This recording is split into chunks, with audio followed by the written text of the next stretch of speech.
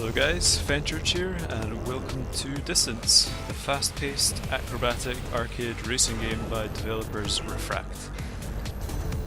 Distance, in my opinion, brings some of what's the best of arcade racing and mashes it together with well-designed levels, and also lets you loose with jumping and flying abilities that kind of add a level of depth and interaction with the levels that a lot of arcade-style racers just don't have these days.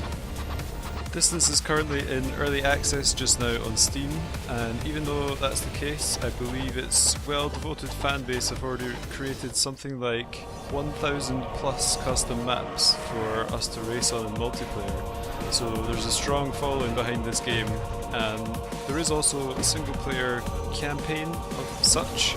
I hesitate to call it a campaign because currently it's just a few race maps, much like the ones that you see in multiplayer, but the only difference is that it's not a race with other people as such. It's more kind of just an attempt to survive until the end of the track by yourself.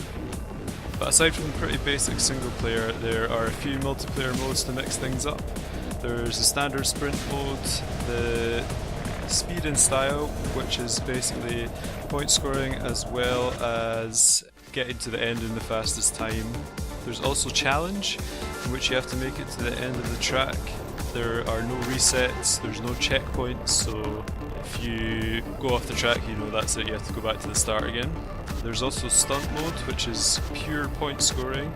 And finally there's also track mortify, which kind of sees you entering in seed words at random, which just randomly generate levels for you to race on.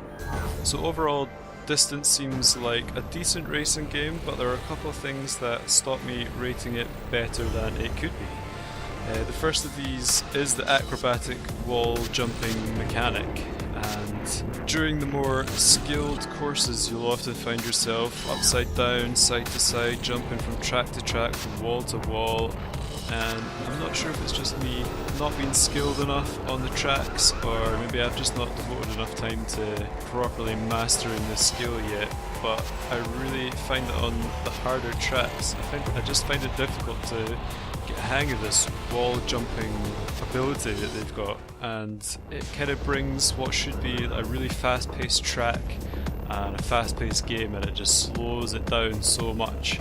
If it were easier to do these jumps, I would have no problem with them at all, but a lot of them are very heavily skill-based, and this does happen on quite a few maps for me. The other sticking point I have is the content, and yes, there are a lot of user-created maps, a sort of campaign, and all the different multiplayer modes, but it just kind of seems a bit directionless, like you race one race and that's it, there's no continuation to anything. It really needs something like a kind of championship mode where players gain points over a multiple different races, and it just kind of tallies together a bit more than the single races. So if these two things were sorted out before release, I would definitely be playing Distance again and recommending it to you guys. But until then, if you have any questions or comments, please feel free to comment below the video or get me on Twitter as always. But until then, thanks for watching guys, and I will see you next time.